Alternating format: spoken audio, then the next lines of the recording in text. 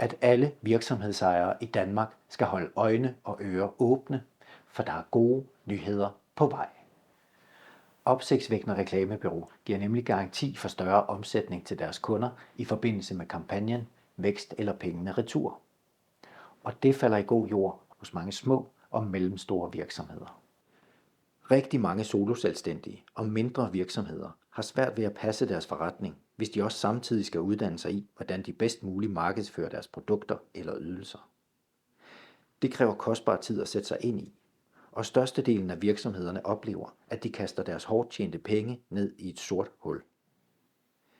En repræsentant udtaler: "Det kræver enormt meget energi at være selvstændig, og så er det voldsomt udmattende at skulle stå for søgemaskineoptimering, annoncering på de sociale medier og videoproduktion samtidig. Så jeg tager imod tilbuddet med kyshånd."